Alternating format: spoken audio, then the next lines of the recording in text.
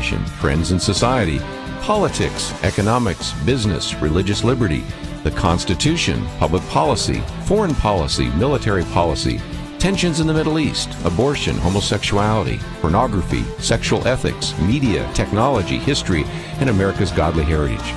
We talk about anything that affects your faith, your family, or your freedom. So don't go anywhere, because Point of View starts right now.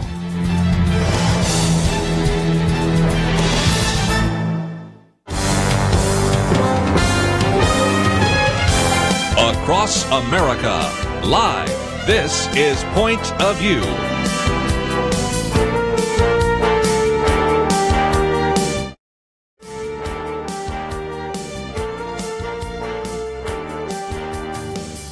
And now, Kerby Anderson. Thank you for joining me today here on Point of View. In just a few minutes, we're going to have in studio with us David French, and if that name sounds familiar, it should. We quote from him quite often, and he is the senior writer for National Review, also a senior fellow at the National Review Institute, individual that has written a best-selling book called The Rise of ISIS, used to be the president of the Foundation for Individual Rights and Education, known as FIRE, and has worked with a lot of the various legal organizations like the American Center for Law and Justice, Alliance Defending Freedom, and, of course, he is a lawyer, a graduate from Harvard Law School. So we'll be talking with him in just a few minutes. But let me just mention that if you haven't figured it out by now, you probably don't get many emails, because most of us have been inundated with the reminder that today is Giving Tuesday. Now, we've talked about this before. We've had Thanksgiving, then you had it started being called Black Friday, and then they started coming up with Cyber Monday. So a number of nonprofits said, well, how about Giving Tuesday? So that idea that is relatively recent has taken off, and I'm sure if you receive emails or even phone calls from a number of Christian organizations and nonprofits, they have reminded you of that, and we wanted to remind you of that as well. Don't want to spend a lot of time on it, because I know if you are interested in giving, you perhaps have already heard me mention yesterday that we have an opportunity for your gift to be matched. I think the last I heard, we have a match fund up to $9,000. So that means that we are still able to match your particular gift. And I'm not asking you to do something I don't do. I've already given to a couple of organizations, and one of those is Point of View. And I went online, and you can do the same thing. Go to pointofview.net. And then there is an opportunity for you to read a short message just reminding us again of the impact that Point of View is having around the nation and the lives that have been changed. And then there's a suggested donation amount. You can put in your credit card, and you are done. And it's just as simple as that. So let me encourage you to do so. If by chance you would rather write a check, don't forget our address is very simple. It's Post Office Box 30, Dallas, Texas 75221. Just say you want this to be part of the Giving Tuesday match, and that is something that we would gladly make available. And we're going to be spending some time today talking with David French about free speech and hate speech. Matter of fact, one of the first articles we've posted here is an article that he wrote actually for the Dallas Morning News, because he's in town here for an event, which we'll talk about when he comes in studio here in just a few minutes. And, of course, we have posted quite a number of his other articles that have appeared over the years at National Review Online. So we'll get into some of the discussion about speech in just a minute. But let me also, since I wanted to highlight one of my commentaries, you know, as you support Point of View, of course, you're supporting the radio program. You're supporting the videos we produce. As a matter of fact, let me encourage you to watch the latest video on how the states can save America. I'm going to be putting a new one up here pretty soon. And then we also, of course, have my daily commentary. My Viewpoints commentary will come to you on your inbox Monday through Friday. And if you sign up, also you'll receive Penna Dexter's commentary on Saturday. The one that is on our webpage today, and the one that we sent out to those of you that have subscribed, is on Wikipedia. And this really developed out of something I saw years ago. Matter of fact, I think it was 8 years ago when I last wrote about Wikipedia. But even at that time, there were concerns about the fact that there were people manipulating the data. And people tend to go to Wikipedia sometimes as their final source, sometimes as their first source. Even Robert Knight, who was on the program with us, says, well, sometimes I go there first to see what's there and then to go and follow the articles that are listed, some of the footnotes, and sometimes you'll get a different perspective, or you'll go and find some other maybe contrary information. But he explained to us when he was on the program last that he, as an individual, that actually has a responsibility as one of those individuals to actually maintain the American Civil Rights Union webpage. He does have the credentials to do so. Found that there were all sorts of problems, and that is that the internet trolls were getting on there. They were altering information. They were deleting information. So he made some changes, and the moment his content was once again corrected, it was deleted, and again, outright errors were inserted. So he then goes to Wikipedia, since he is a Wikipedia editor, to actually explain what was happening. And one of those revisers told him that because he has ties to the group, because he's a senior fellow with ACRU, that he could not make changes because that would be, quote, a conflict of interest. Now, if you've ever been on Wikipedia, you know that a lot of the things posted on Wikipedia are posted, frankly, by the individuals themselves. Sometimes they're nothing more than a puff piece or a promotion piece. That's fine, you know, at least we can see what they have to say about themselves. But he was on the program just to talk about that. And the broader problem is not just him, because then we had Stephen Meyer on, and we were talking about this one paleontologist, and I asked him at the end, isn't that the paleontologist that I heard about, who is a German paleontologist who was an ardent supporter of evolution, who began to look at some of the evidence for intelligent design and began to say a few favorable things towards intelligent design? No quicker had he done that than their internet trolls just deleted his page. He just simply does not exist on the internet right now, simply because that's the kind of behind-the-scenes wrangling that is taking place for information that I think we should have access to. And as we're going to be talking about in just a minute with David French, in terms of having free speech, you'd like to have a free, unfettered internet, which I will come back to a little bit later in terms of some of the regulations that are actually being implemented under the guise of net neutrality. But we'll get to that in just a few minutes. But nevertheless, one of the things that Robert Knight pointed out is something we've talked about with Dennis Prager, and that is he finally just had to sue, PragerU had to sue YouTube for a very good reason, and that is YouTube, which has already begun to limit certain kinds of access to information, simply put many of his YouTube videos, more than 30 of them, in a specific area where you had to have, if you will, parental advisory. You had to go an extra step to make sure that you could watch them. And so by saying that these particular YouTube videos were, quote, inappropriate, it was a way of sort of censoring some of those videos on YouTube. Now, why are they inappropriate? Well, not because they use words that would be inappropriate, not because they talk about sex in a responsible way. They're inappropriate because in some cases they talk about a conservative perspective. In one case, they're inappropriate because they actually support the nation of Israel. And so I think we're just going to have to be much more discerning about news and information. You've already known this when we've talked about the mainstream media. I think we're starting to see this as well with social media. So that's one of the reasons I wanted to highlight today my commentary on Wikipedia.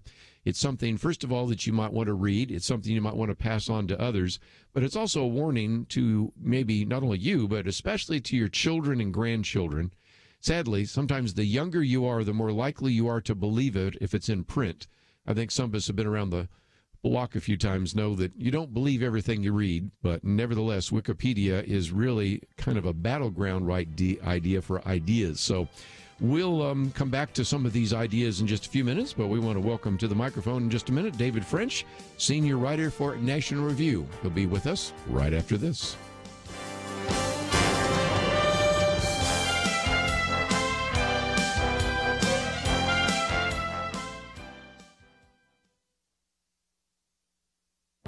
This is Viewpoints with Kerby Anderson. You know, I think we all know that you don't want to rely solely on an article in Wikipedia for truthful information. It may be a good place to start, but you should certainly check whatever you find with other sources. That was my conclusion in a commentary I did 8 years ago. Well, that advice is even more relevant today because there are internet trolls that alter and delete information in Wikipedia they don't like. In a column that appeared in the Washington Times, Robert Knight explained his problems with the American Civil Rights Union's Wikipedia page. He found that content was deleted and outright errors were inserted. It gets worse. As a Wikipedia editor, he went in to correct the changes. Immediately, they were undone. When he contacted one of the revisers, he was told that because he has ties to the group, he is an ACRU senior fellow, he could not make the changes because he has a conflict of interest. He was on my radio program recently to talk about this problem, as well as the larger problem of various social media outlets that are controlling information. Google searches are manipulated by algorithms that seem to favor certain political views. Dennis Prager at PragerU is suing YouTube because the channel has been censoring more than 30 videos as inappropriate. By the way, the problem with Wikipedia is not just over political issues. The Discovery Institute has documented how professors who support the idea of intelligent design are mischaracterized on Wikipedia.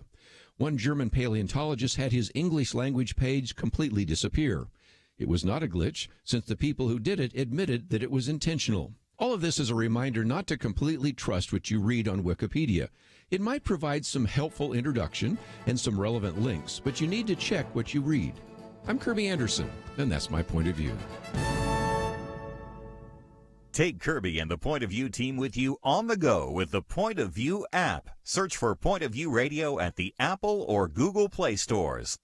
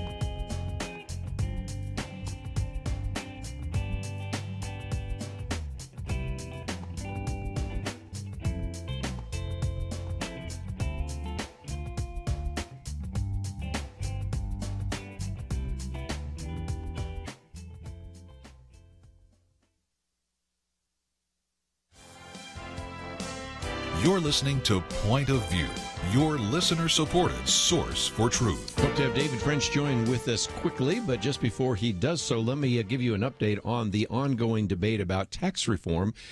First of all, there's supposed to be a meeting today with Nancy Pelosi and Chuck Schumer and Donald Trump, but he sent out a tweet saying, I doubt there's anything that's going to come of it. So they said, okay, we're not coming to the meeting. And so if nothing else, Donald Trump has been spending some time just reminding people that there is one party that is somewhat of an obstructionist right now, and it's, in this case, the Democratic Party. Maybe in the past it's been the Republicans, but in this case, any kind of attempt to change some of the things in the tax code are going to have to happen on the Republican side.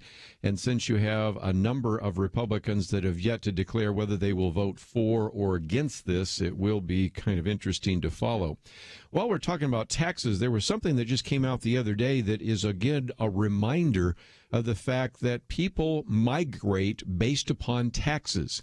Now, if you've ever listened to this program, you know that sometimes I, in some of my commentaries, have pointed out that you have seen a remarkable migration from people living in high tax states to low tax states.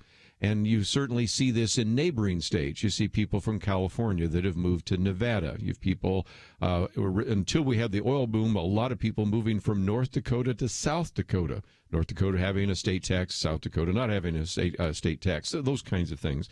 But the most recent study, which was mentioned in the Wall Street Journal, comes from some of the IRS data. And it's interesting because what you've been getting lately are people that are really trying to argue against what we might call sound economic policy. A couple of weeks ago, I talked about how the Seattle City Council, on the one hand, argued that raising the minimum wage in Seattle would not affect jobs, but then turn right around and saying that raising the price by taxing high sugar sodas would actually decrease use. You know, again, people sort of want it any way they can have it. And lately, some of the politicians in the so-called high-tax states have wanted to argue that high tax rates don't affect investment and they don't affect migration. But if you look at the latest IRS data, we can very quickly see a lot of tax migration. So let me just give you a couple of facts and figures just to give you an idea. If you look back a couple of years ago, 2012 to 2015, for which we have the last data, there's been a net of $8.5 billion in adjusted gross income that has left New Jersey, to $6.2 billion that's left Connecticut. And for our listeners in Illinois, again, they've lost about $13.6 billion. But on the other hand, for our listeners in Florida, Florida having no state income tax, they have gained $39.3 billion in adjusted gross income. So you can begin to see a migration from some of these states that have a state income tax, especially a high state income tax, not only for state and local, but others. But interesting enough, the Wall Street Journal pointed out something else. You almost see what you might call a tax gradient. Now, in other words, they'll go from a state that has maybe high taxes in a blue state to a state that's a blue state that has maybe a little bit lower taxes. And so, for example, New York lost a net about $850 million in adjusted gross income to New Jersey and Connecticut. But at the same time, New Jersey gave up about $335 million to Pennsylvania. So it is kind of intriguing to see how this has played itself out. Now, the real temptation, I think, when people see this is to say, well, this is just something we've seen for a long time, what you might call the snowbird flight. I mean, after all, we have had people leaving from the Northeast to Florida. But the examples that you can use here, and ones I've just cited, show that they're not just leaving for a warmer climate, but they're migrating to a lower tax state. And so in some respects, that's really significant. Now, what you have is sort of a ball that gets rolling, because tax migration, which especially is due to the affluent. More than 50% of these revenues come from people that are in the highest tax brackets. So it's the wealthy that have the means to move, and they do move, but the negative impact has been dramatic. Let's go back to, again, some of those states. Revenues have fallen short in states like New Jersey, Illinois, Connecticut, to mention just a few. And so those are places where they have not been able, because of that, to actually reach their budget. So these budget deficits have required individuals in these legislatures, primarily Democratic legislatures, to cut property services, public services, funds of various kinds to local government. So what have the local governments done?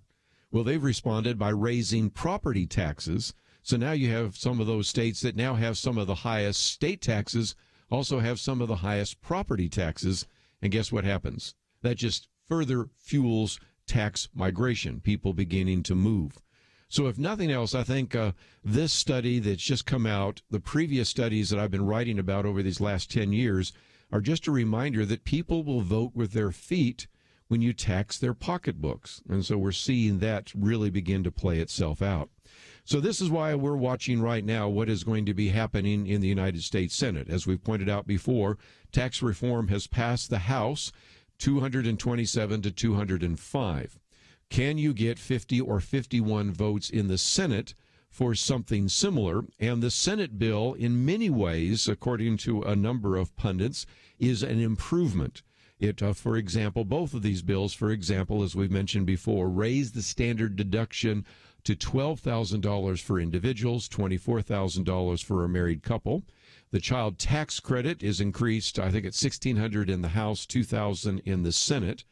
When we talk about the corporate tax rate, what I think is going to be very significant in terms of business, lowering the corporate tax rate from 35% to 20%, which I think is going to, first of all, stimulate the economy, but more importantly, also bring back some of the individual funds and resources that are there, because you have these overseas profits that are owned by American companies that would, I think, be brought back almost instantaneously. It would be an infusion of capital. It would make some really significant sense.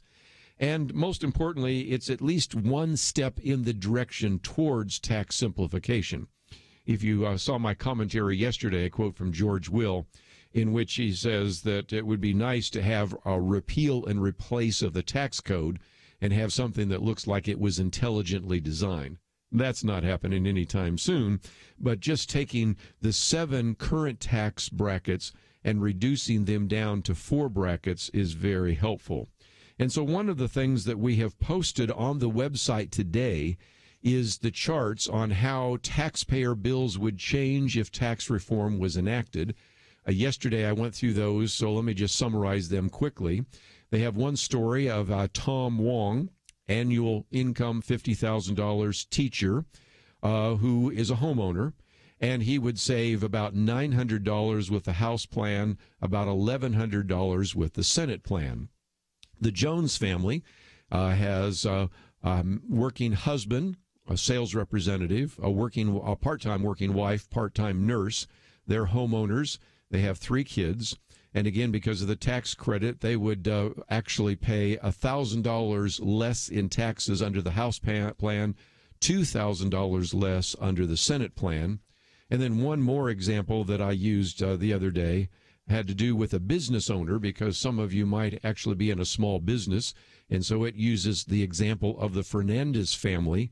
And they are small business owners, they're homeowners, and because they own businesses, they actually would end up paying a little bit more in taxes under the House plan, would receive a significant benefit under the Senate plan. That is the second article I've posted here today, and it's one that you might want to look at because you can then kind of see where your family might fit with the various scenarios on the Daily Signal, and maybe give you a little bit of an idea of how these various tax reform plans that have been proposed might affect you and your family. So we've posted that on the website, pointofview.net. It's the second article we've put up there today. Just before we take a break, and then we're going to welcome David French into the studio, I do want to remind you again that it is Giving Tuesday. This is an opportunity for you to support this ministry, and as you do so, just remember, as I've pointed out earlier, that we will actually be able to double your donation. So that means your gift of, say, $50 becomes $100, a gift of $100 becomes $200. And this is an opportunity not only for those of you that have supported this ministry in the past, and I want to thank you for doing that, but for many of you that maybe have been listening for a while.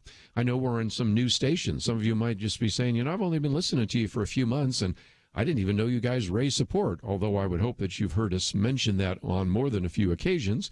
I've certainly wanted to do something to help you out before year end, and Tuesday is a good opportunity to do so. Don't wait till December 30th or 31st. Why don't you act today on Giving Tuesday? And so you can click on the website, pointofview.net. Those of you that would like to send a check, well, that's simple. Just simply write it to Point of View, Post Office Box 30, Dallas, Texas, 75221. David French will be in studio with us. That coming up right after these important messages.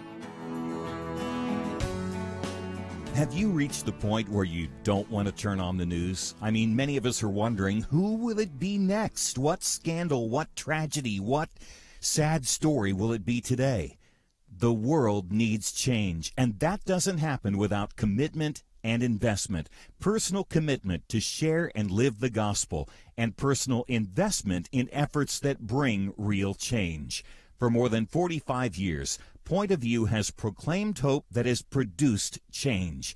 As we mark Giving Tuesday, please invest in Point of View. One partner has committed to help you shine a light in the darkness to make it twice as bright. He will match your gift. You give $30, he makes it $60. You give $50, it becomes $100, and up into the thousands.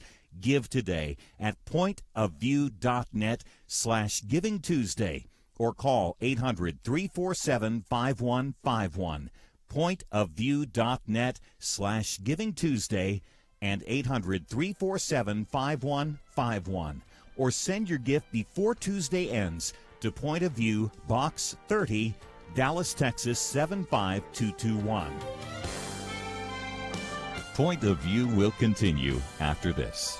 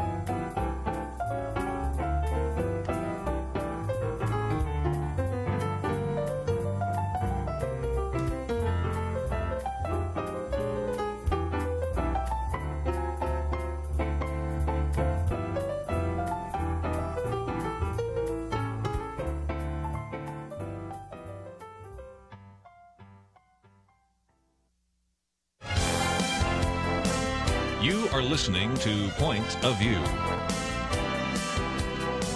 The opinions expressed on Point of View do not necessarily reflect the views of the management or staff of this station. And now, here again is Kerby Anderson. Well, I'm just delighted to have in studio with us David French, and that is a name that probably should be very familiar to you. First of all, the first article we've posted today is by him. It's one that he wrote for the Dallas Morning News. Silencing hate speech means the end of free speech. But also, if you've listened any length of time, we oftentimes will post one of his articles from National Review. Sometimes I'm quoting him when I'm on the air or when I write a commentary.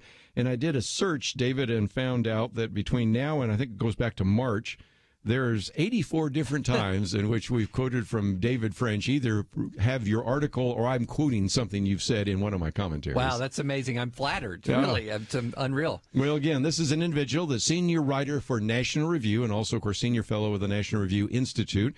He's an attorney. Those of you that remember him from the, if you will, old days, we used to interview him as being an individual with FIRE, which was the Foundation for Individual Rights in Education. Of course, he served as senior counsel for the American Center for Law and Justice, Alliance Defending Freedom, also served in the military, and that surfaces many times in some of your commentaries, an author of the best-selling book, The Rise of ISIS, to mention just a few.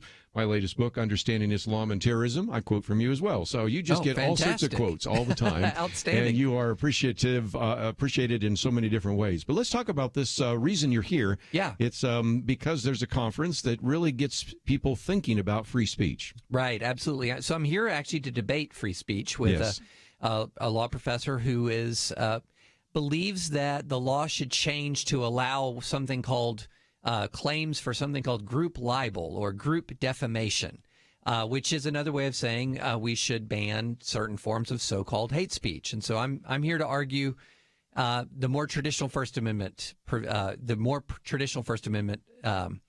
position that, look, it is not the job of the government to decide which viewpoints can and should be heard. Yes. Well, and the problem with hate speech, and I like the way you wrote that because that's the same thing I've said before, define it. You know, it's like the person that says there's all sorts of contradictions in the Bible. Name one. It gets real quiet after that. Same thing. Define it. Yeah, and you have the line, which I think is very good. Ask 100 people what hate speech is. You get 100 different answers. And on college campuses today, and we've sent some people out with microphones to ask what hate speech is. I mean, it's just anything I don't happen to like, anything I don't agree with. You know, right? and there was a recent survey that essentially asked college students that very thing, what is hate speech? And they basically answered it's anything that offends a certain person on the basis of, say, race or gender or sexual orientation. So that means, what that means in real life is that my rights are completely dependent on your feelings. So whatever upsets you can shut me down completely. And that is antithetical to the First Amendment. It's antithetical to the original meaning of the First Amendment. It's antithetical to generations of Supreme Court case law. It would shut down free speech in this country. Even before we had the Constitution, people used to talk about the so-called heckler's veto. Right. You know, if a heckler is enough to cause you to not want to have a conference, and you've been on college campuses. Before I did this, I was speaking on a lot of university campuses until they really kind of shut us down. But in the old days, there was kind of this liberal idea that says, and I even had professors introduce me in classes by saying, look, you've had a chance to hear my perspective. Right. I don't agree with Mr. Anderson here, but he's with the Christian Update Forum, so we thought we'd give him 1 hour to try to explain his point of view, because after all, we believe in free speech. And that is the way the university used to be, but no longer. Well, right. And now, you know, this heckler's veto, that's essentially where someone tries to shout down or interrupt or disrupt a speech to prevent people from being heard. And we're seeing heckler's vetoes being imposed. Middlebury? I mean, believing that Charles Murray is a threat to campus. If you've ever met Charles Murray, I mean, this is like the most mild-mannered professorial guy writing or speaking about one of the most important books written in the last decade. His book called Coming Apart. Heather McDonald, who is so quiet and very demure. quiet. She's a think tank scholar with the Manhattan Institute, who was disputing statistical evidence that police were biased against African Americans. Yes. And was essentially, and people literally tried to physically block people from attending her event, were physically disruptive. I mean, the list goes on and on. I mean, not even progressives are safe now. I mean, there's this a professor at Evergreen State College named sure. Brett Weinstein, who's a progressive who objected to a certain form of protest that far-left activists were advancing. They wanted a day of absence where all white people removed themselves from campus. He wrote a very polite email that says he doesn't think that's a productive way of protesting racial inequality. And he had to conduct classes off campus to prevent physical attacks against him. And so when people say hate speech, they're often talking about really mainstream speech they don't like. Well, and again, let's use my alma mater. You and I went to slightly different Ivy League schools, but my alma mater, Yale, just one individual expressed a little bit of, you just need to calm down about whether or not some of these Halloween costumes are going to be too offensive. And the hue and cry and the censorship and everything from a like-minded individual, because when you're talking about Evergreen State and you're talking about Yale University, these are people on your side, if you will. Right. But even if you stray off the plantation just a little bit, you're in trouble, aren't you? Yeah, there's a viral video. You can Google it. It's on YouTube. It's the Yale confrontation in one of the Yale quads over Halloween costumes. And some of the students who are getting in this professor's face, and it's not even the professor who wrote the email. It's the husband. It's the husband. Yeah. They're getting in his face. They're hysterical.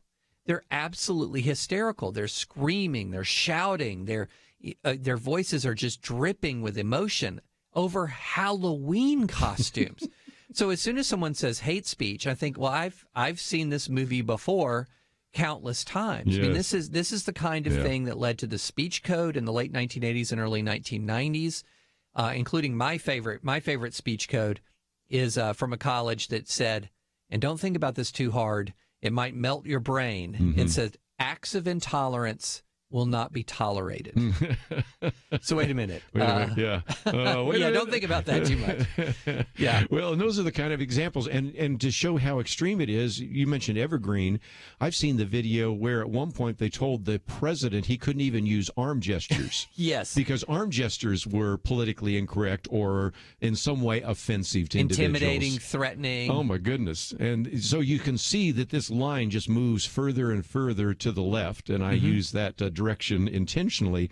But there's something else. It's the harm to the students themselves, because one of the things you say in this piece, and again, I encourage people to write it, to read it, first of all, and then to repeat it and maybe send it on to other websites and things like that, post it on your Facebook page, is that you have a lot of young people today that simply don't know why they believe. They may know what they believe, and what they believe is what the professor poured into their brain, but they don't really know how to defend it, and they're not going to be functioning individuals in the 21st century. Well, they don't know really truly why they believe what they believe, and they don't even know what their opponents actually believe. Right. Yes. They just know that their opponents are bad and wrong and need to be shut down. So it's not like this age of tolerance, quote unquote tolerance, is leading to an enlightenment.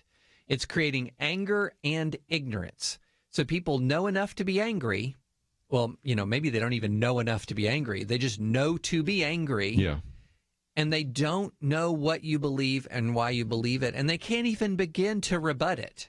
So their resort is to the heckler's veto. Well, and again, the concern is that not only do they not know what they believe, but you just said something in passing that I want to pick up on for just a minute. They don't know what the other side really believes. Right. I've seen this in debates. Over the years, I did some debates on college campuses, and whether you debate speech or intelligent design or whatever it was, almost always I found myself at an advantage because I knew their arguments, because I had to live in their world. But Right. they had no idea. And you would see the deer in the headlight look when you'd look across the table.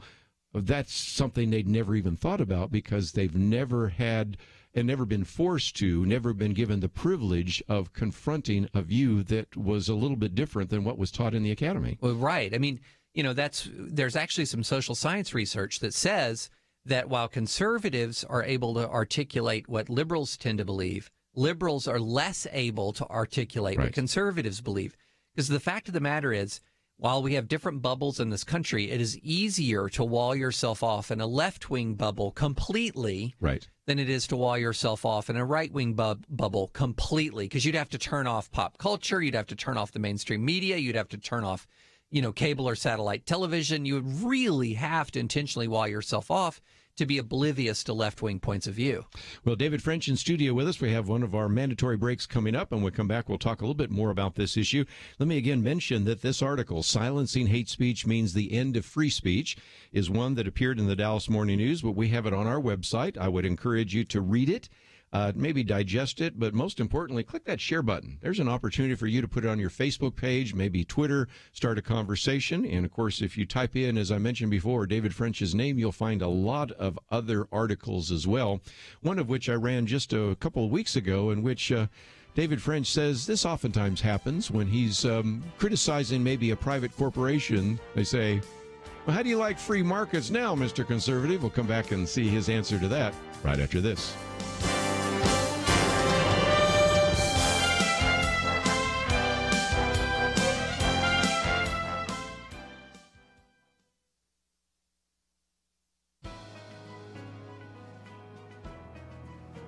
Welcome to the First Liberty Briefing. I'm Jeremy Dice. In 1796, the state of Tennessee banned an entire class of Americans from running for elected office. The state's founders even enshrined this prohibition in the very constitution of their own state. Perhaps by 1977, modern society would have come to its senses.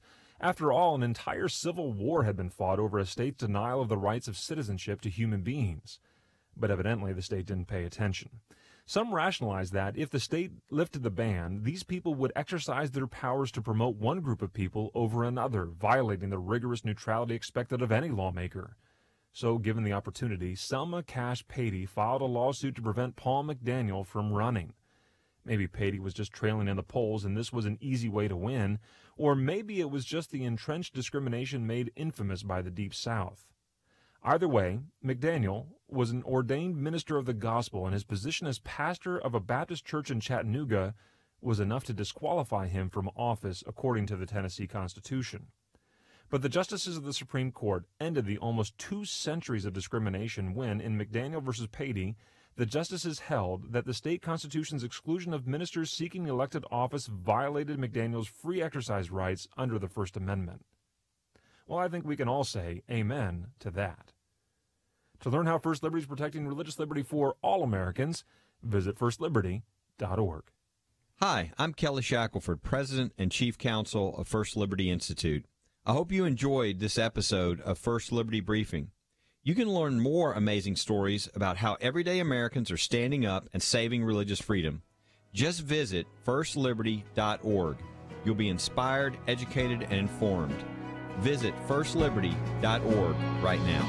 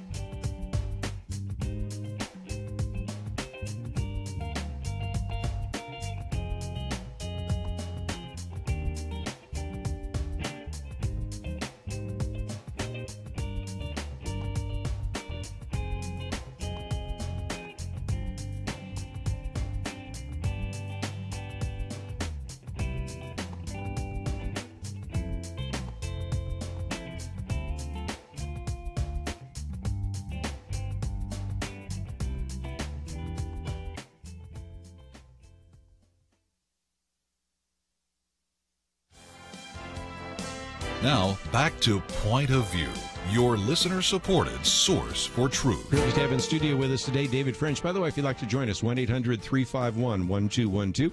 I know you'll have to go a little bit, but we'll take some of those calls, especially in the second hour. So if you'd like to join us, we would love to hear from you. You know, a while back, you wrote a piece, Free Speech is Killing Free Speech, and I had run a commentary back a year ago at that time, and then I reran it again because I thought it was so good because, as I said, when you start criticizing some of these corporations, and there's certainly a lot right now that we're starting to see, they oftentimes say, well, then how do you like free markets there? So you wrote one with a provocative title, Free Speech is Killing Free Speech. And the thinking is that if you support the existence of one legal right, in this case free speech, you should support every single exercise of that right. But that doesn't make any sense at all, does it? No. Yeah, and what I mean is, so we have, when people think free speech, they think about the law, the First Amendment. And what that does is it protects you against the government only. But there's also the culture. And it's not a win for free speech if the government is hands off, but you feel so intimidated by your fellow citizens or your employer or out-of-state corporations that are boycotting your state that you feel like you can't exercise your own liberties freely. So what I've essentially said is, look, if we want to really respect free speech in this country, at a minimum, you protect it against the government. Yes. But it also means that we should work to foster, to build a culture that respects free speech. And yeah, I have a free speech right to boycott, to call for reprisals against you, to call for public shaming campaigns and all of these things that intimidate people into silence. But I shouldn't exercise that right because I should be trying to build a culture that respects open dialogue, discussion, even about the most emotional topics. You know, one of the things that I learned from you over the last year or so has to do with what's happens in sports. And first of all, I've always had kind of in the back of my mind, why is it that sports broadcasters and columnists and even people in the NFL and ESPN, why did they end up being so liberal? And of course, you helped me understand that a lot of them graduate with law degrees from the same university you went to, Harvard, and then they come with those liberal ideas because you always think of sports people as being kind of conservative. And then you start seeing the situation in which, you know, Kurt Schelling, well, that's terrible. We got to throw him out. Right. But, you know, Colin Kaepernick, he's our hero. And you go, what? Oh, wait a minute. That doesn't even correlate as well. But a lot of it has to do with the fact that just as we've seen in the mainstream media, even in the sports world, we're kind of seeing kind of a liberal mindset, aren't we? Oh, absolutely. I mean, there was a really interesting and provocative piece written in a publication called The Ringer, which I would recommend people read if you want to read good left-wing sports writing. It's good writing, but it's definitely on the left. Yes. But they're talking about how and why the sports writing world is so far on the left. And they were making the observation that, well, of course, you couldn't possibly have a Donald Trump-style sports writer, and there's maybe not even room for a Paul Ryan-esque conservative sports writer. I saw that quote of yours. That's how far left. You go, Paul Ryan? Paul Ryan. I mean, you know, so that's how far left this profession has become. Yeah. And again, a lot of this is this, I even hate to use the word meritocracy, but elite meritocracy that sort of says, okay, the top institutions in the U.S. are going to recruit from certain very specific schools. So certain very specific schools are disproportionately producing left-wing graduates because they're disproportionately admitting left-wing students. It's not necessarily that they're admitting a bunch of conservatives and turning them liberal. They're coming in ready to be social justice warriors. Yeah. And so that what that does is in time, in industry after industry after industry, it tilts them so far to the left that some of these corporate boards wouldn't know a conservative thought if it hit them in the face. Yeah. And that's a real problem for our culture. Let's take some phone calls along the way since we are talking about this idea of free speech. So we'll go to South Carolina first, and I think in the Hilton Head area. William, thank you for joining us today. You're on with David French.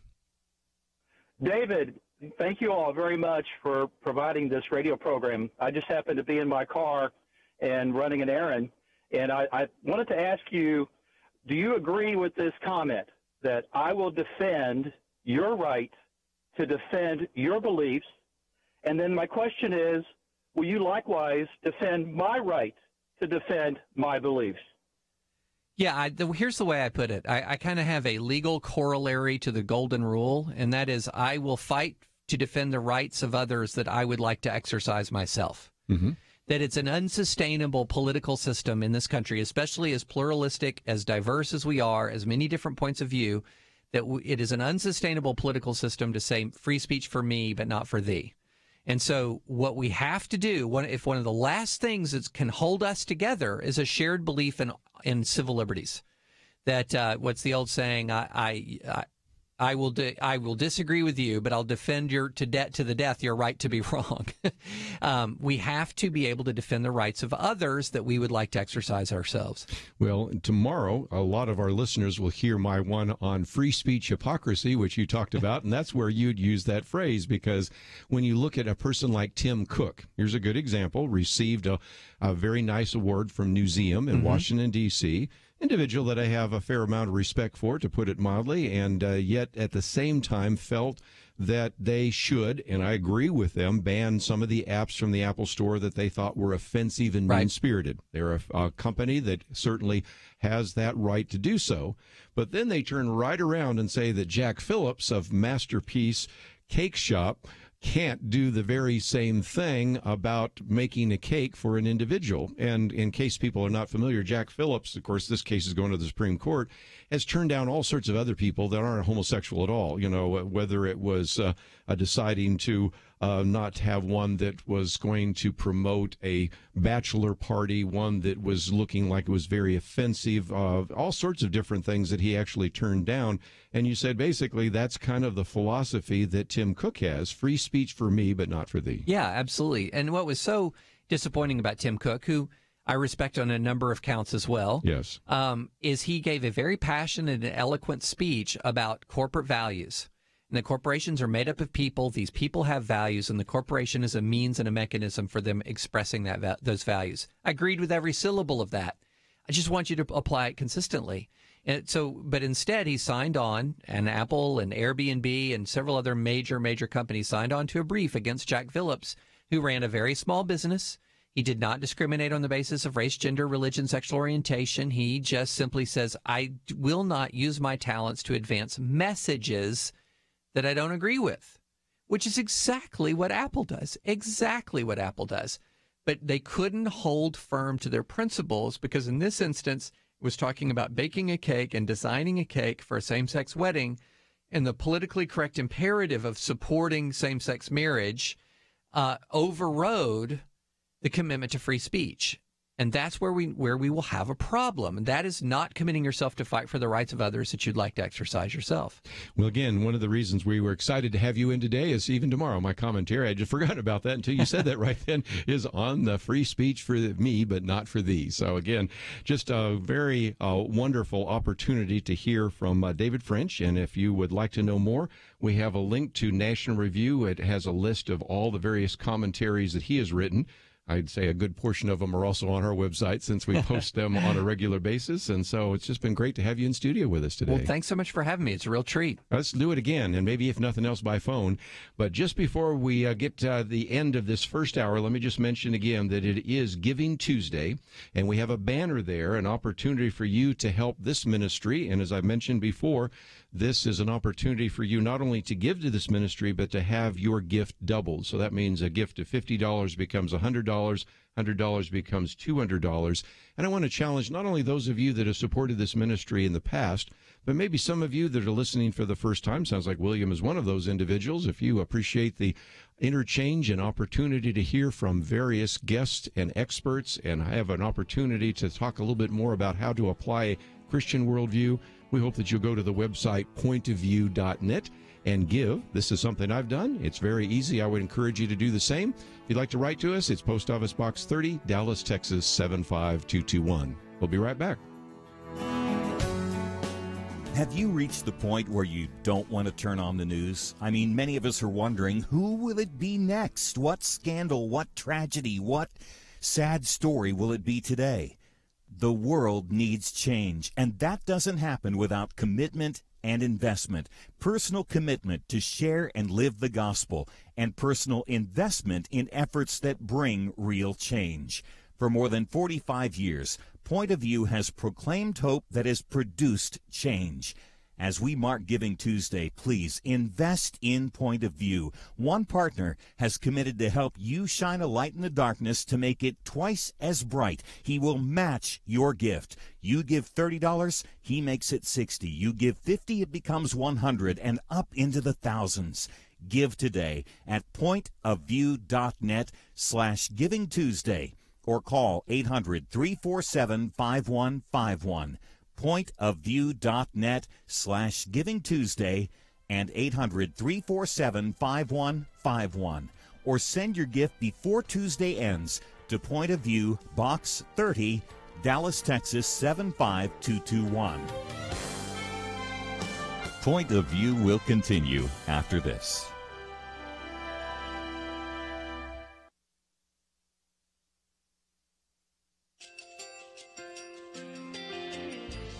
I just want to thank you so much for all the wonderful programming you have.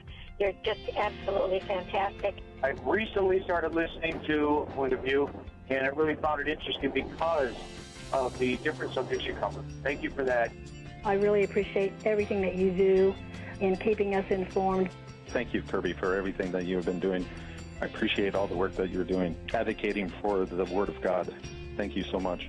Point of View, I think, is absolutely necessary because it's a Christian perspective, a biblical worldview perspective, and receive very current, up-to-date information about what is really going on, week to week in our culture, which is changing so rapidly, and yet it's morally sliding backwards. Yeah, first of all, I thank you guys. Y'all's program is wonderful, and enjoy it every day. I learn so much every time I listen to it. Point of View Radio Talk Show.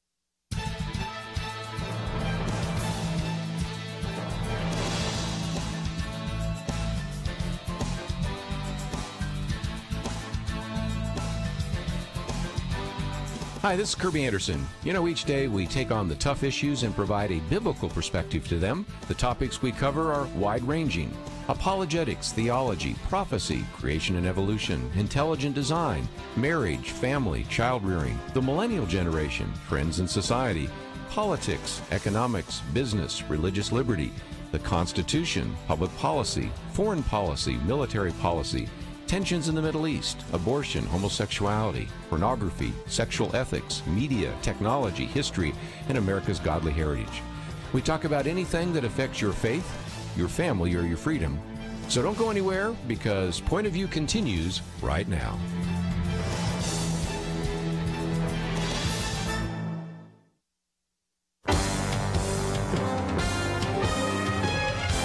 Across America, live. This is Point of View.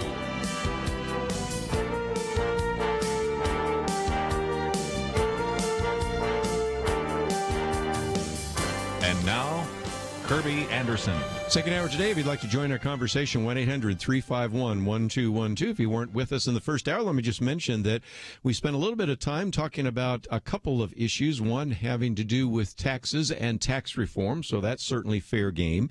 We also spent a fair amount of time talking about free speech and hate speech. That is because we had in studio with us David French, and pointing out the fact that if you, first of all, ask people what is hate speech, as he says in his commentary, which we've posted on our website, Ask 100 People, you get 100 different answers. And more importantly, even if you don't like the speech of individuals, once you start down that road of saying that certain speech is not allowed, and certainly we're not going to give an opportunity for other sides to be heard, academic freedom vanishes, and really rigorous intellectual interchange vanishes as well. And in his commentary, he uses some good examples, because you go to Claremont McKenna College, and there the students tried to shut down the speech by Heather McDonald, who is a very nice person. We've had her on the program before, simply to try to spend a little bit of time explaining that if you look at statistical data, it really doesn't look like it's open season on individuals that are actually being persecuted or prosecuted by the police. He uses examples of Reed College, Evergreen State. In this case, we're talking about essentially left-wing liberal professors who find themselves marginalized by students who've become even more radicalized. So then, of course, the point I made at the end is it really does hurt students themselves, because we're finding more and more that they may know what they believe, but they don't know why they believe it. And in many cases, they don't even know what they believe. They just simply know that whatever you believe is wrong, and that's deserving of hate. And so he really takes some time to explain that in some detail. As I mentioned, not only does that get into the issue of free speech for me, but not for thee, but we used the example that I have in my commentary, which will come out tomorrow, called Free Speech Hypocrisy.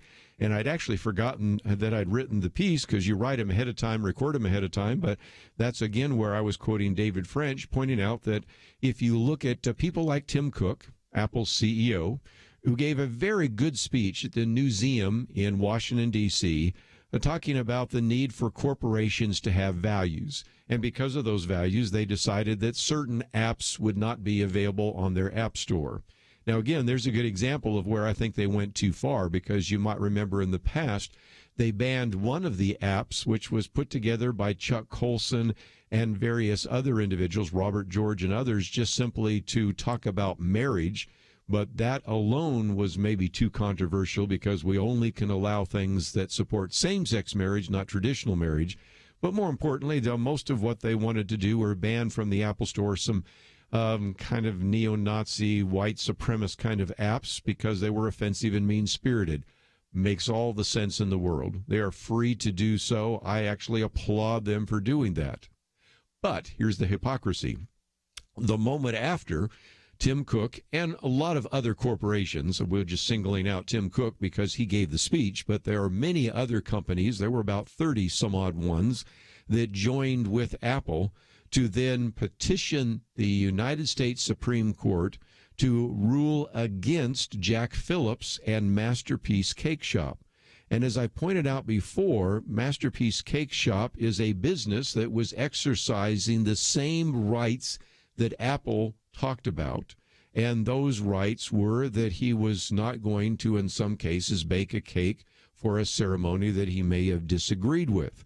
And so David French put it this way: just as Apple was unwilling to use its App Store to express ideas that it found offensive, Masterpiece Cake Shop chose not to create a rainbow wedding cake to celebrate a gay wedding.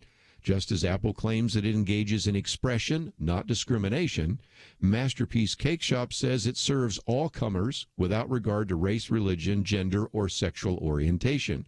And if you think that Jack Phillips, and this is a case going to the Supreme Court, but if you think that Jack Phillips was singling out homosexuals, you have to recognize that in the past he has served those homosexual clients and customers baked goods, but he sometimes said he had to say no, and it wasn't just on those issues. For example, he has turned down requests to make custom cakes for Halloween.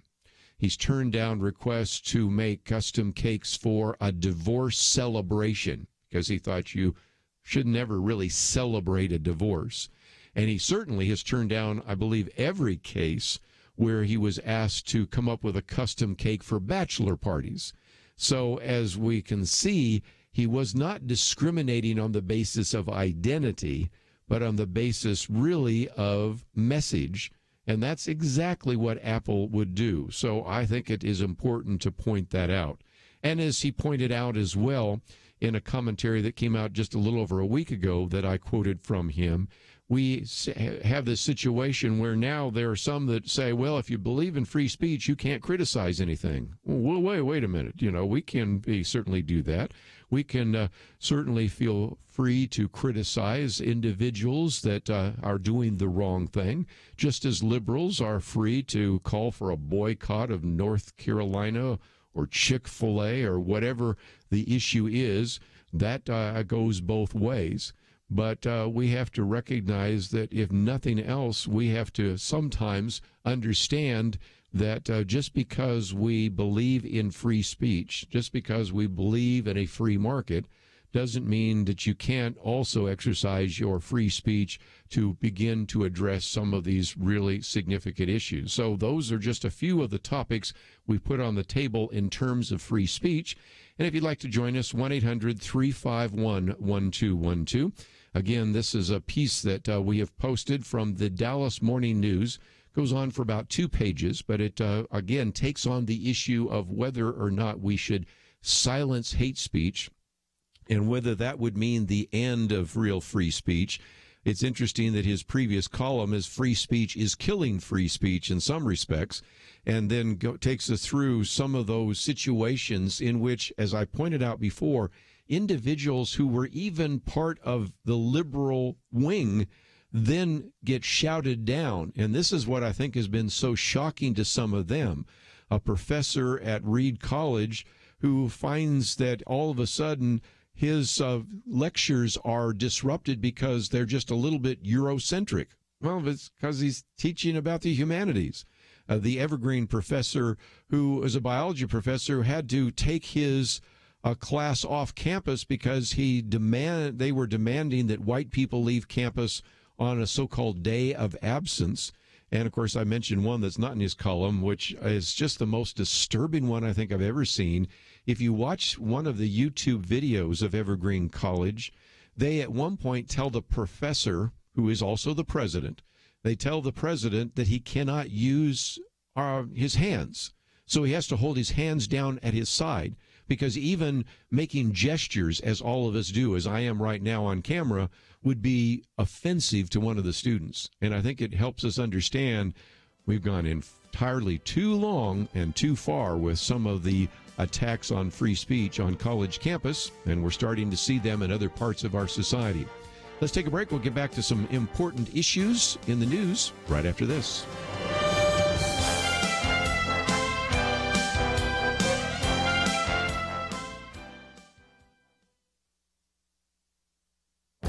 This is Viewpoints with Kerby Anderson.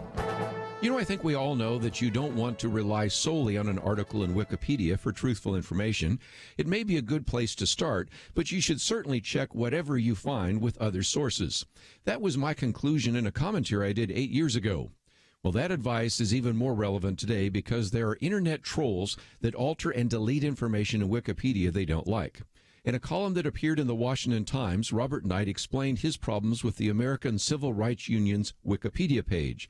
He found that content was deleted and outright errors were inserted. It gets worse. As a Wikipedia editor, he went in to correct the changes. Immediately, they were undone. When he contacted one of the revisers, he was told that because he has ties to the group, he is an ACRU senior fellow, he could not make the changes because he has a conflict of interest. He was on my radio program recently to talk about this problem, as well as the larger problem of various social media outlets that are controlling information. Google searches are manipulated by algorithms that seem to favor certain political views. Dennis Prager at PragerU is suing YouTube because the channel has been censoring more than 30 videos as inappropriate. By the way, the problem with Wikipedia is not just over political issues.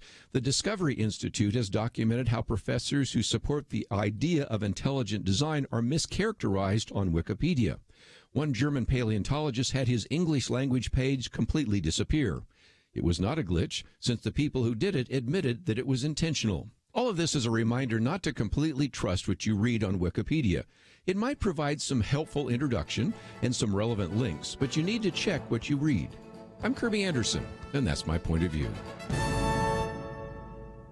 Take Kerby and the Point of View team with you on the go with the Point of View app. Search for Point of View Radio at the Apple or Google Play stores.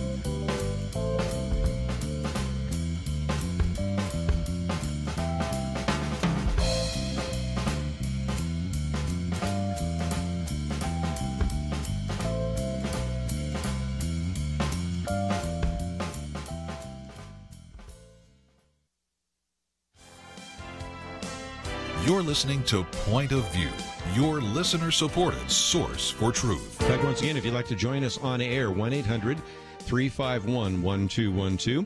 We have postponed it long enough. It's probably about time to talk about the issue of sexual harassment again. And there's a couple of reasons for it. First of all, of course, we have an election taking place in Alabama. Now we have a third-party candidate, Lee Busby. We'll talk more about that in just a minute. How that will affect the race between Roy Moore and Doug Jones, we'll get to in just a minute. But one of the things I'm noticing is when we are seeing so many charges, so many revelations about sexual harassment, we're starting to find that people are trying to affix blame in a lot of different ways. In the past, we used to blame the perpetrator. And obviously some of that blame is still going in that direction. But I thought I would look at two other places that I'm starting to see people place blame. And it is an illustration, once again, of a culture that simply does not believe in human sinfulness, a culture that simply does not seem to believe in accountability when you get right down to it. And so that's, I think, important. Let's look at the first, and that is probably something I mentioned just the other day with Charlie Rose. Now, Charlie Rose, of course, is an individual that has been fired by CBS and PBS, and there's kind of a trick that Derek Hunter talks about here, in which he says that sometimes what you run into are people that give a non-apology. Let me just quote from Derek Hunter to give you the idea. He says, I'm not talking about blaming the victims. That's still something reserved for conservative women, you know. He's obviously having there. No, I'm talking about blaming society for their actions. He said when Charlie Rose was exposed for exposing himself to women who worked for him, he did what has become the non-apology apology for his own actions and smeared his shame across the whole country. It's the confessional equivalent of, I'm sorry if you were offended, trope that has become all the rage with people who have large, insincere apologies to give. We've heard this before, haven't we? Well, if I've said anything that might have offended you, I apologize. That's not really an apology. That's kind of like, well, if you're just too thin-skinned to actually understand that you shouldn't have been upset by that, then I apologize in that regard. And so we see those kind of apologies coming out. So here's what Charlie Rose wrote. He said, I've learned a great deal as a result of these events, and I hope others will too. Charlie Rose then goes on and said, all of us, including me, are coming to a newer and deeper recognition of the pain caused by conduct in the past and have a profound new respect for women and their lives. I love what Derek Hunter says. Sorry, Charlie, but it wasn't all of us who were, and he leaves, I'll leave it at that since it's a family-oriented program, but you know what he was doing, and parading around in front of women. That was you. And the rest of us don't need a profound new respect for women and their lives. We've always had it. And you don't get to pin this on the rest of us. This was you and your ideological ilk who've been publicly professing your feminism while treating women in a bad way. Again, I'll leave some of the words out there. But again, it wasn't society that celebrated Hugh Hefner's life when he passed. It was progressive writers and journalists who labeled that man as some sort of champion. When Larry Flint assumed room temperature, I'm sure the same people will eulogize him as some kind of hero for free speech or women's rights as well. The real problem, of course, is what Derek Hunter says, is liberalism. So the first one is this idea that, well, all of us, including me, have come to a newer and deeper understanding. And I think we have to, at this point, roll our eyes when somebody says all of us, because, no, it wasn't all of us that were engaging in behavior that got Charlie Rose fired from CBS and PBS. And we don't need them to pin their behavior on all of us. And that brings me to my second point, because we are seeing more and more that either are blaming all of society, or maybe they narrow it and just blame all men. And that is what you're starting to see in the area of what is called virtue signaling. So let me quote from Ben Shapiro in that regard. Ben Shapiro says, there's this new habit on Twitter when another prominent man is outed for sexual harassment and sexual assault. Virtue signaling men rush to the medium to repent on behalf of their sex. Men, they say, are disgusting creatures, but they know that since they're men, so they leave them alone, ladies. We're on your side. And Ben Shapiro goes on to say, all of this is galling. That's because it ignores a fundamental fact about human life. All human beings are capable of sin, and that means that the antidote to human frailty and brutality isn't issuing broad-based mea culpas in behalf of groups, but working to instill virtue in individuals through prophylactic rules. But the leftist rubric forbids such inculcation because that would be culturally oppressive and judgmental. And yet, again, as I say in a commentary that will come out next week, the solution, first of all, is to place blame where it belongs, on the perpetrators. Second of all, it is important for us to see the importance of rules. But the leaders of the sexual revolution, we just mentioned one of those, Hugh Hefner, and many others that were part of the sexual revolution, threw out every moral rule, and the only rule left is if it's consensual. So anything you do with any person sexually is okay as long as it's consensual. If it's not consensual, then we still have a problem. But you can see the problem of even trying to define that. You know, we had David French in the last hour pointing out you can ask 100 people what hate speech is. You might get 100 different answers. I suspect you could perhaps ask 100 different people what consensual is, and you would get at least a dozen or more answers. And because we live in a society today that has thrown out all the sexual rules and all of the fences and all of the boundaries, that words like virtue, fidelity, chastity, chivalry, propriety, those got thrown out the window a long time ago. So it's no wonder, I would have to say, that many of these men, especially in positions of power and influence, believe they can do just about anything sexually they want and get away with it. And the fact is because they hold the keys to whatever, fame, fortune, power, whatever it might be, there are so few that up until recently have been willing to out them and to express their disgust with what they have done. So again, this is, I think, a twofold problem that I'm beginning to sense that we're running into. And that is, as we are seeing more and more of these kinds of issues surface, there is a tendency either to sort of blame all of society, which is kind of the Charlie Rose argument, or to blame all men, which is kind of the virtue signaling argument. But in either case, you can see some of the problems with where we find ourselves today. And I think the solution is to go back and understand that we have human sinfulness. We have a need for biblical rules of human sexuality. And when we violate those rules, there are consequences. And whether it's sexually transmitted diseases, whether it's shame, whether it's regret, or whether it's abuse and harassment, we can see that we are reaping what we've been sowing.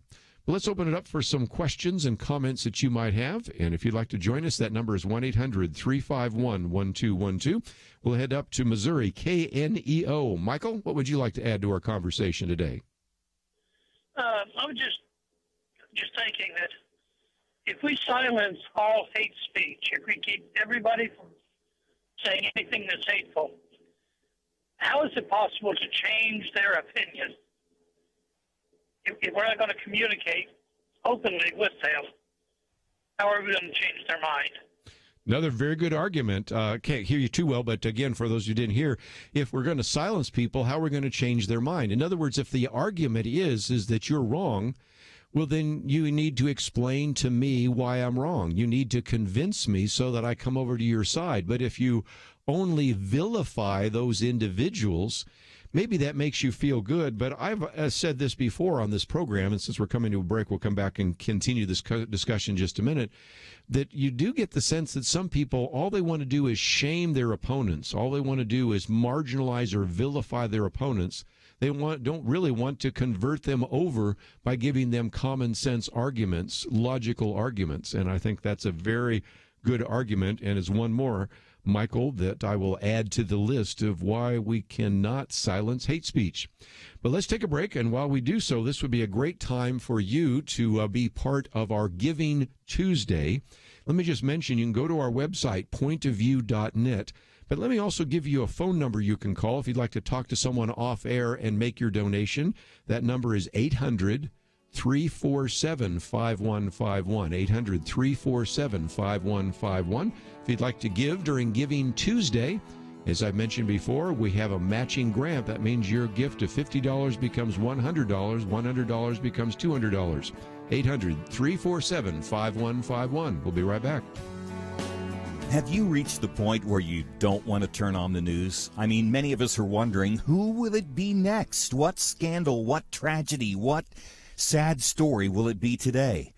The world needs change, and that doesn't happen without commitment and investment. Personal commitment to share and live the gospel, and personal investment in efforts that bring real change.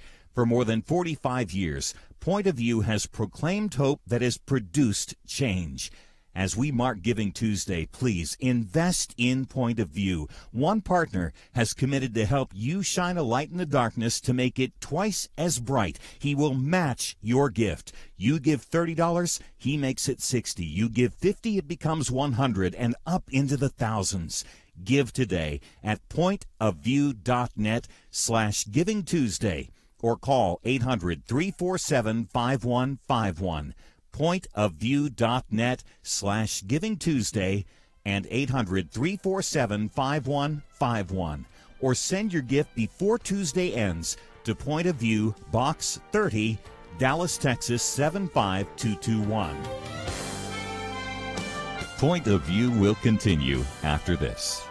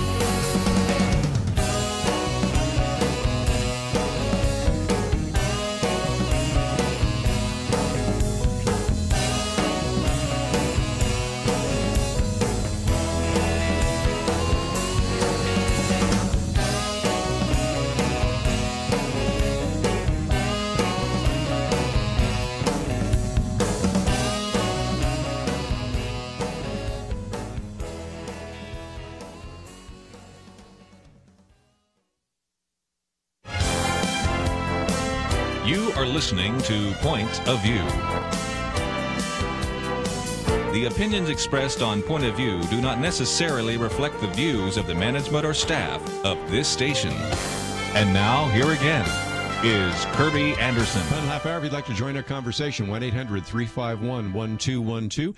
I'm going to get into the Alabama Senate race in just a minute, because not only do we have Roy Moore as the Republican candidate and Doug Jones as the Democratic candidate, but we have a write-in candidate, retired Marine Colonel Lee Busby, and that may change some things as well in terms of the particular election. Of course, the whole issue of sexual harassment is surrounding not only that campaign, but all through Capitol Hill, Hollywood, and a variety of other issues.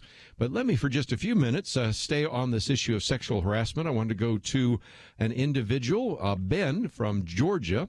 I believe you've been in the military and have had to deal with some of these issues of sexual harassment. So, Ben, if you can, educate us. Hey, thank you for having me. I really love the show, and everything that Mr. French said earlier, I really appreciate it, because it definitely speaks volumes. I'm calling, I'm retired military, and the last couple of years I was in the military, I did 26 years.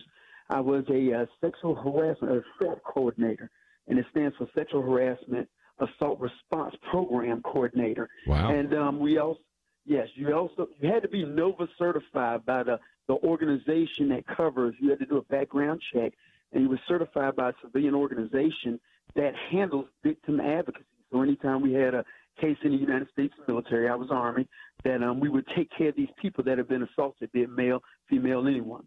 And it's funny because I think back to when the military was first kicking this program off around 2005, 2006, the height of the wars. When I went and was certified back in 2008, I remember my instructor made a very valid point. He asked a question. He said, "Who here is a sexual predator?" And nobody in the class raised their hand. He said, by the end of this 2.5-week course, I will show you that most of us, probably 100% of us, because he stated he hadn't had a class yet that didn't have one.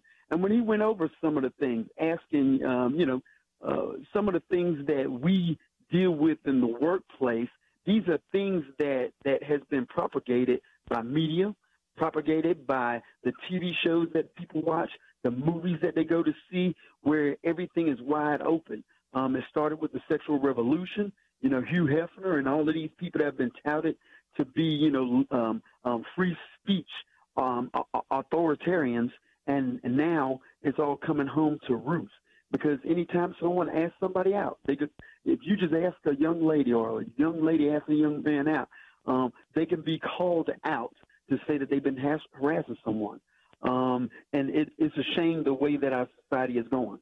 Well, it is, and because, like we said, there are certainly valid claims that are coming right now against members of Congress. Of course, we're talking about a Senate candidate here, people in Hollywood, people in the business world, all sorts of others. But at the same time, you've got to believe that some people with hypersensitivity, if you just make a comment about how they look, or invite them out on a date, follow up by giving them some information, you could very easily be listed as a stalker, a predator, or something like that, couldn't you? Yes, sir, that is a fact. This is one case that I do want to make also. I am a minister at my local church. I'm licensed in my organization, and this just recently happened. But as a man, I was always a lay minister at my church. Everyone is. Every member of a church. I don't care if you just start. As soon as you become a member of the Christian society, you are basically a minister. And as a minister, I remember being in the military and being on deployments, my last deployment in 2010, 2011. And I have junior soldiers that would come on to me, or even soldiers of the same rank while on deployment, just because not touting, my looks or abilities or anything like that. But a lot of time rank does it, positions of authority on where you work. And I remember some junior soldiers that would, say something that was inappropriate. And the best way to stop it any time when I was a coordinator and what they instruct in the military school, is the best way to stop it is to tell them not to do it. I would tell them straight up. I would say, look, I'm a married man. I'm a minister of the Most High God, and do not come on to me or we will have some serious problems. And most of the time, actually every time, that stopped it right there. Well, again, that's words to the wise in that regard. And back to the point I made just a minute ago is not every accuser might be telling the truth. And for those of you that might have watched Tucker Carlson last night, and I'm usually so busy anymore, I never get to watch television at night, but I thought, I'll just see what it is. And I'm so glad I did, because he points out that he himself was accused by a woman who was somewhat delusional of actually accosting her at a place where he wasn't. And, it's always hard to disprove, prove a negative. But he started his program by talking about the fact that there are individuals that sometimes want to do a great deal of harm to individuals. And like you said, they may do this because they want to come on to you and they like you. They may do it because they want to put you in a bad light. But the bottom line is that sometimes you can do nothing wrong and still be accused. And once that accusation comes, Ben, it's a little hard to get it off of you. It's almost like Teflon. It's almost like a sticky glue that you just can't remove it. And so there are probably some, as you point out, some lessons that we can all learn to prevent ourselves from being in a situation where we could then be accused of any kind of harassment or even any kind of sexual impropriety, don't you think? Yes, sir. To the fairness, definitely for our military, the troops out there doing a fabulous job with the culture that we're in today, where anything goes. I say that the military has been doing an excellent job. In the unit that I was stationed in southern Georgia, the division or the whole post, I think the percentage of founded acts of or cases that came to the office were actually about 48%. So that means about 52% were unfounded because it was the perspective of the person that made the complaint that they were, all right, well, this wasn't something that was actually sexual harassment. This may have been something that someone stepped out of bounds, but it wasn't something that was sexual in nature. And a lot of times, about 24% of it were something where someone was didn't like rejection, and they tried to make a move, and they were rejected. And when they were stopped, then they came back later on with accusations. But I do know that we have to continue to pray. We, there's nothing. I know I was a young man at one point in time, and many of us were. But the respect thing starts at our churches, at our homes, and within society, where we watch, what we put into our eyes, what we put into our ears. So I think that's one of the greater things that we have to battle. Again, guard your heart, as the scriptures say, and again, watch what comes in your eye gate and your ear gate. Ben, they were very fortunate to have you in the military. I think your congregation is very fortunate to have you as a pastor, and we are fortunate to have you on the program with us today. So thank you for calling in. Thank you, sir. God bless. I appreciate all the very wise perspective that he gave us there, and I hope that you will take that to heart. Just before we take a break, let me just mention that another issue I want to put on the table for your comments, and again, most of our listeners do not live in the state of Alabama, but for our listeners that do, and I know some of you are listening right now in Alabama, you've got a choice that was a little different. And, of course, Luther Strange and Roy Moore ran in the primary. Luther Strange lost, Roy Moore won. Then all these allegations came out, and now, of course, the question is, will Roy Moore be the next senator from Alabama, or will the Democratic opponent, Doug Jones? But in the midst of this now, we have the retired Marine Colonel, Lee Busby, who, as I understand, is an excellent individual, but by running as a write-in candidate, don't you believe that what he would do is take votes away from Roy Moore and ultimately guarantee that Doug Jones will be the next senator from Alabama? So I'd love to hear your comments, because it's hard to sometimes figure this out. For those of us in 49 other states, we aren't really making that choice, but for our listeners in Alabama, they are making that choice, or going to have to make that choice before December 12th. And so I'd love to hear your thoughts about the fact that now you have a three-way race, which is very different. And again, all of this surrounding some of the allegations that have come out about Judge Roy Moore, the Republican candidate. So if you'd like to join us on air, 1-800-351-1212. We'll get some more phone calls after the break. But let me again mention that it is Tuesday, That is Giving Tuesday, and we have an opportunity for you to support this ministry, and I hope that you will do so. By the way, I hope you support other Christian organizations, churches, Christian radio stations, and the rest. I have certainly not limited my giving today just to Point of View, but I've given to others, and I would encourage you to do the same. This is just a great reminder that on this particular day, we can give to these groups and not have to wait till December 30th or 31st. So let me encourage you to do so. And again, if you would like to talk to someone off air to make a pledge, that number is 800-347-5151. We'll also take some of the phone calls on air, and we'll do that right after these important messages.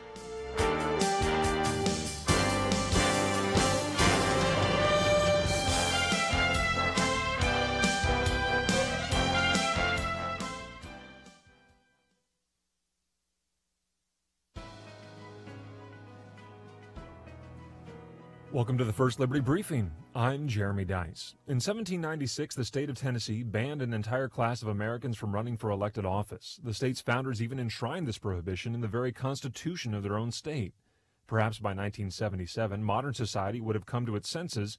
After all, an entire civil war had been fought over a state's denial of the rights of citizenship to human beings. But evidently, the state didn't pay attention.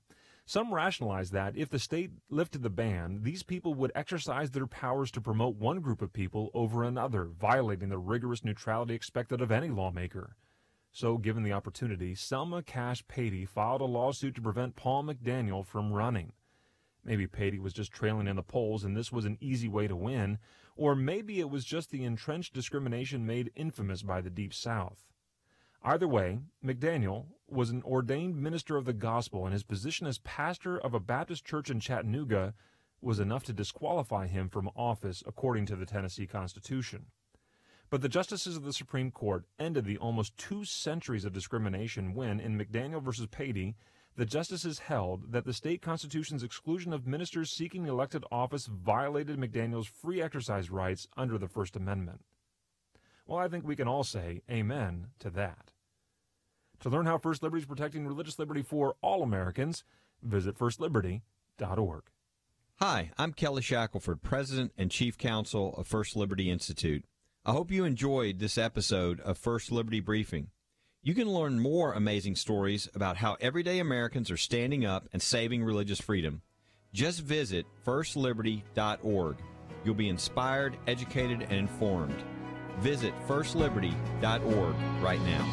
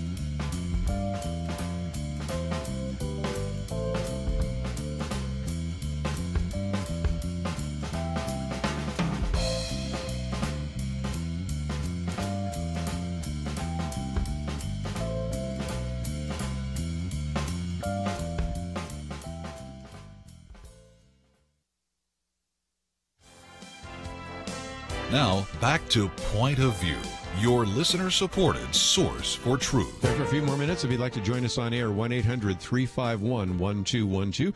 That is the on-air line. I'll give you the off-air line if you'd like to make a pledge today to Giving Tuesday or like to make a gift. We'll certainly take those calls in just a minute. But let's take some calls on air at the moment. In South Carolina, Jim, thank you for joining us today here on Point of View. Yes, good afternoon. Yes, I have a comment, then I will hang up and let you respond to it. Okay. I've been working, of course, all my adult life, and for the last 30 years, on every job site that I've ever been on, we've had to take diversity training, sexual harassment training, ethics training, and held accountable to those. And my question is, why is it so late in hitting Washington, D.C.? Where have we been, or where have they been? Yes, well, I think they've been... I'll hang up and wait for your answer. Yeah, and I think they've been covering it up. A couple of issues. First of all, this has been known for some time. We talked about in Hollywood, you had the rumors of the casting couch, and certainly there have been rumors around Capitol Hill. No doubt about it. There has been actually a list which was called the creep list that was distributed. Why now are we starting to get serious about it? Well, I think in some respects there's been a dam that broke. First it was Bill Cosby, then it was Harvey Weinstein, and then when you had some people that used to be powerful, Bill Cosby, or people that still are powerful, Harvey Weinstein, once it became at least a little more possible to come out against those individuals, it's almost like the dam broke and all sorts of other women felt free to do so. Now, when Washington Post went down to Alabama and interviewed some of the women that had said that they had some allegations against Roy Moore, that, I think, was another kind of step in that direction, which then has led to, of course, the accusations of Senator Al Franken, and we can go through the long list. You know it as well as I do. So that's the first issue. Why has the United States Senate and the House been so slow in doing this? Because, as Jim pointed out, most major corporations have counseling and education about what constitutes sexual harassment. Only now is that happening in the House and the Senate. First in the House, now in the Senate, which tells me that at least the Speaker of the House, Paul Ryan, at least the Senate Majority Leader, Mitch McConnell, probably knew some of that happening and didn't do anything about it. Or since most of the people being accused are Democrats, maybe it's more like Nancy Pelosi knew that it was happening, or that Chuck Schumer or in the past Harry Reid knew that it was happening, and they did nothing about that because they did not want those individuals to lose their Senate seat or their House seat. Maybe that's the case. I also have one other theory that I'll put on here before I take my next phone call, and that is there is a desire on the part, I believe, of the leaders in the Democratic Party to clean house because they saw during this last election how the charges against Donald Trump did not stick because they had Bill Clinton hanging around.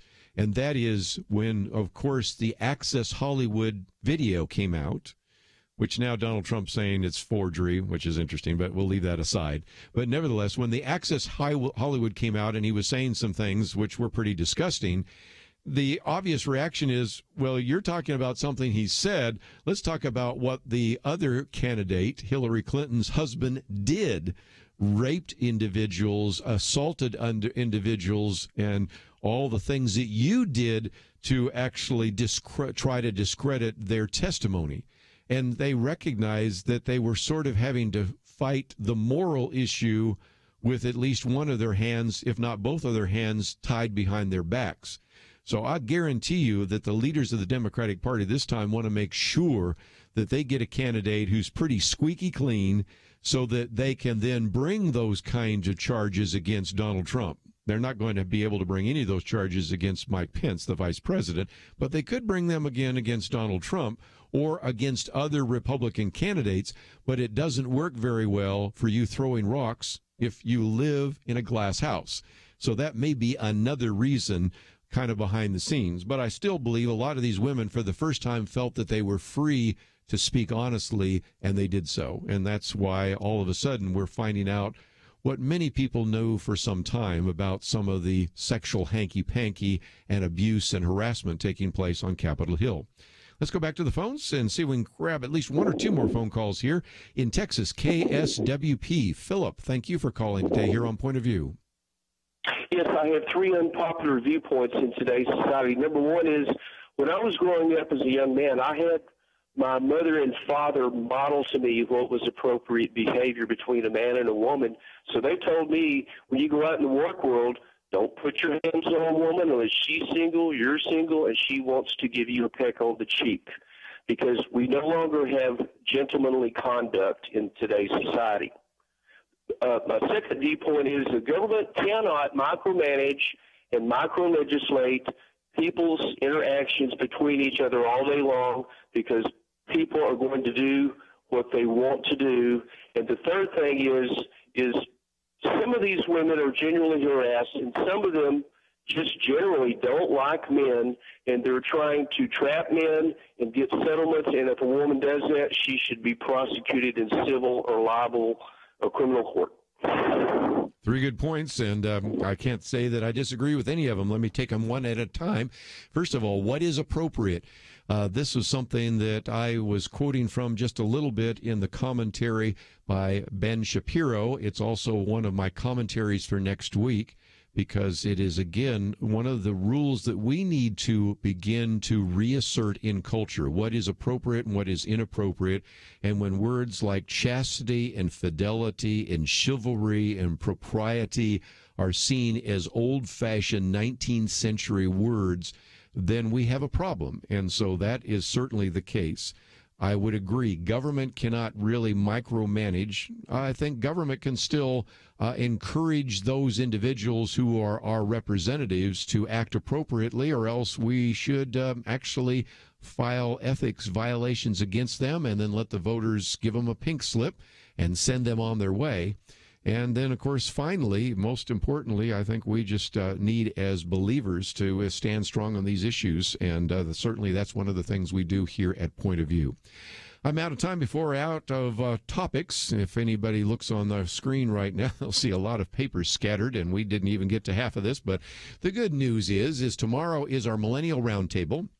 Nick Pitts will be leading that. Chelsea Yeoman will be with us. I'll be around the round table, so we'll get into some of these issues in the news and also get a perspective from the millennial generation. And I think this will be appropriate, because I'd like to hear from both a male and a female of the millennial generation.